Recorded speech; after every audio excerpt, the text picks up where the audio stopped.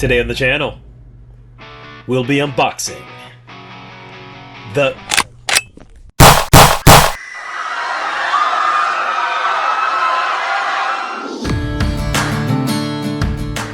Punisher.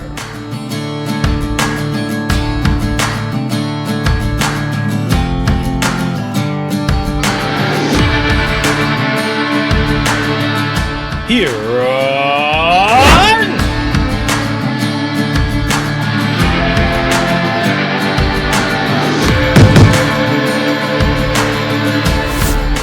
welcome back to the channel. I'm your host Newman, and today we'll be unboxing Marvel Legends Punisher War Journal 2-pack from Hasbro Toys.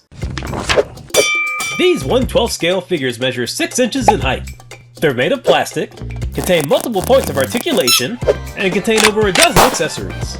Now before we start unboxing, it's always appreciated if you were to like and subscribe. It really helps me out so I can continue to make these achingly mediocre videos. Seriously, why aren't you watching Pixel Dan? Now, I bought this figure as a pre-order from BigBadToyStore.com. It arrived, I'm gonna be honest, it arrived like a month ago, and I know that reviews were going out probably like a month before that, so I'm extremely late to the game. I make no apologies, however, because I have a day job. I would call this my side hustle, but you make money with side hustles. I'm just doing this for fun. And hopefully you're having fun with me. Having fun unboxing the Punisher and this kind of random figure called Bushwacker? Now before we go ahead and dismantle, destroy, and take apart this package, let's go ahead and take a look at it. On the front we've got both of those figures in a window box. We've got the Punisher War Journal at the bottom. On the side we've got the Punisher logo, very lovely. On the back we've got some comic book art. I don't know if that's original art or not for this figure. It might be some actual comic book art, I'm not really sure. However, the two covers on the right do look like they were actual comic book art. Turning to the side we have that same artwork represented again, along with the logo at the very bottom. And finally at the top we have the Punisher War Journal logo, big, bad, and bold, and in your face. Alright, so let's not waste any more time. Let's go ahead and get this thing open.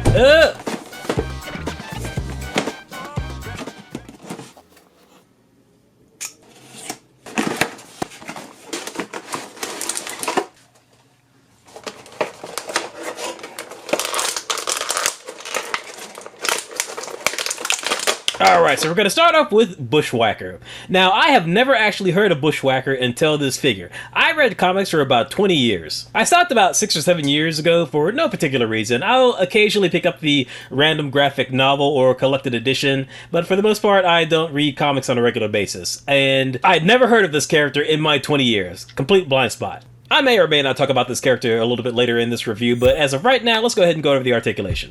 So his head does not go all the way around because of that rat tail. It knocks up against that really high collar. The head is on a ball joint with a hinge, so you can get a pretty decent range of movement, even though you can't twirl it all the way around. So arms go up to about yay high. There is a twist at the bicep, which is pretty decent. Other one is good as well. Let's check out these double jointed elbows, which are a little bit stuck. Oh man, I'm gonna have to put some pressure on this. Yeah, these Marvel Legends, sometimes these double jointed elbows stick. Well, I'm not even gonna say sometimes. They stick quite a bit.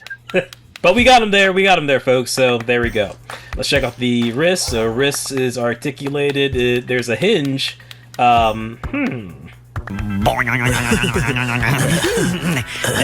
Very curious placement. So the ab crunch is a hinge. I'm not a big fan of these types of ab crunches. You can do a waist twist. No drop down legs, but legs go out to about that far. There is a twist at the upper thigh. That's pretty good. Other one's good as well. And we've got double jointed knees, which are good. All right, excellent. Let's check out these boots. Ankle articulation, it's there. Rocker's there. That's pretty good. There is no twist at the boot, so no boot cut. They typically don't have boot cuts with these jeaned characters. Luke Cage doesn't have a boot cut either. So yeah, there you have it. There's the articulation on Bushwacker, a former priest gone crazy, started killing mutants, and then yeah, hilarity ensues. Alright, so next up is Big Frank. Alright, so pretty good looking figure. Pretty good. I don't know, I kind of missed the white gloves and the white boots. But I guess this is a more modern take on the Punisher. Although he still has the white bandana, so I don't know, whatever. I wish there was some sort of, I don't know, backpack that you could put on that harness. The harness is good, but I feel like it's missing a backpack of some sort. But we'll talk about that a little bit later. Let's go over the articulation. So head does indeed go all the way around. It's on a ball joint with a hinge, so a good range of movement. Arms go up to about there. Twist at the upper bicep. All right, pretty good on both sides. There are butterfly joints on there too, which I forgot to mention. Double jointed elbows are really good.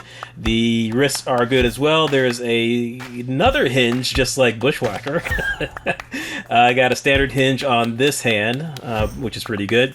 We've got a ball jointed ab crunch on this, so that's a lot better, but it's a little hindered by those skull teeth. So that's kind of unfortunate. No drop down legs on this one either. Legs go to about there, so that's a better range of movement than Bushwacker. We've got twist at the upper thighs, both are good. We've got double jointed knees, which are both pretty good. Maybe let's check out the other one. Yes, both are pretty good. All right, fantastic. So we've got boot cut on these, so that's good. All right, let's check out the other one. All right, pretty good. And lastly, we're going to check out these ankles. Ankles are really good. They're a lot better than Bushwacker. Woo, look at that rocker. Yeah, these are excellent. These are really good. Yeah, fantastic. All right, so articulation on this figure is a lot better than Bushwacker. Honestly, the Bushwacker is definitely the side piece. This is the main course. This is your ride or die toy. So I would say overall, this has some of the better articulation in your current Marvel Legends. Only thing it could have used was maybe some toe articulation. So let's move on to the accessories. All right, so we're going to start off with this blast effect, which is actually really nice. I do like the paint application on this. It gives it a little of a smoky, cloudy effect. So it's actually quite nice. It's a little better than your standard energy effect from Marvel Legends. Here is the extra head, which I'm not a big fan of. I think this is a kind of a weird sculpt. It doesn't look quite right. His mouth is too big and his 5 o'clock shadow is too patchy. Here are some extra hands for Bushwacker. These are actually really good. I really like the finger gun one. The sculpt is really good, disturbingly good. Pew! And here are some extra fists for Frank. Not much to say about these. They look like the same sculpt that's in over 1,500 other Marvel Legend figures. And next up, we've got a trigger hand and a ask your parents about this hand. like, what? All right, here we've got a grenade. It's pretty decent. There are 2 different colors on here, a green and a dark gray. All right, it's fine. Next up, we have a handgun, also in dark gray, with a brown grip. It's pretty good. It's pretty decent. There's no wash or anything of that nature, but it looks good. Here we've got a submachine gun, also in dark gray. I'm not sure of the exact type of submachine gun. I'm not a gun guy, so yeah, I'm sure someone in the comments will say something. The other submachine gun, also in dark gray. Yeah, it's a fine sculpt. Looks alright. It's a gun. And lastly, we have a rifle with a little bit of dirt on the magazine, and the stock is a different color. It seems a little bit wobbly, the stock I mean. And I don't know, it doesn't look great on here. Maybe it should have been a darker beige. But yeah, it's another gun. It's alright. Alright, so now we're going to go ahead and get these accessories in action. So here is the Punisher with his 2 extra fists, his extra Fists of Fury. Looks pretty decent. Next up, we're going to go ahead and have a look at him with the handgun and the rifle. Both fit in the trigger fingers very well. I didn't have any issues whatsoever getting them in there. They look good. He looks good with them. Not too shabby. Now, while looking at him in full frame, I do wish that the boots, again, were either white or they had a different sculpt to more resemble real boots, because these look like superhero boots, and if they're superhero boots, they should probably be a different color than the rest of his outfit. Again, a white, but whatever. Here he is with the handgun, and again, the handgun fits very well, and so do the submachine guns that I had in the previous turn. They fit very well as well, and the handgun fits awesomely in his side holster on his left thigh. And now we're going to go ahead and move on to Bushwacker. So here he is with his 2 regular human-looking hands. Both are gripping hands with a trigger finger, so he can actually hold any of the Punisher's weapons. And if you want, you can actually give those hands to the Punisher to have a different look. Here is Bushwacker with his trigger finger. And again, that's a great sculpt. It's very, I don't know, Joe Mad from the 90s, his comic art, maybe a little bit, a little anime-ish. Kinda, I don't know. Here he is with his blaster cannon, and let me tell you, it was definitely a choice putting veins on that hand blaster. It was definitely a choice. Somebody did that, somebody sculpted that, and they were all okay with it. Here we've got him with both blasters on both hands, and so, yeah, alright. Okie dokie. Man, the jokes just write themselves with this character. Just, good lord. Alright, and here is the blast effect on his blaster. So, that blast effect is not actually made for his big old blaster. I just put it on there. It doesn't fit tight whatsoever. I think that blast effect was more supposed to be kind of like an explosion for a grenade or a landmine or something. And now here we've got the two characters back to back. And as you can see, the Bushwacker is actually a little bit taller than Frank. I don't know if I like that too much. I usually like it when Frank Castle is the biggest guy in the room. But I mean, hey, John Bernthal, he's not a super tall guy, and he is probably the best guy. I don't know, I don't want to give Thomas Jane any hate, but I don't know, where am I going with this? Yeah, I wish he was a little taller. So let's go ahead and do some comparisons with some other Marvel Legends figures. So here we have our two guys right here, and we're going to go ahead and throw in Luke Cage. So, yeah, as you can see, Luke Cage is the tallest out of the three. And I kind of wish Frank Castle was the same height as Luke Cage. And in the back, we got Venom. So Venom is the tallest out of all three. But I kind of wish that... I feel like Frank Castle's a little too short. Not that that's a bad thing or anything. I don't know, it is what it is. I am definitely not a customizer, but I think that there is a perfect version of this Marvel Legends Frank Castle figure if perhaps you went with Luke Cage's lower body, the jeans. That way you could get around having, or rather not having, the white boots. It would make his bottom portion a little less boring. And then maybe give him Venom's torso to bulk him up a little bit, give him a little bit of height.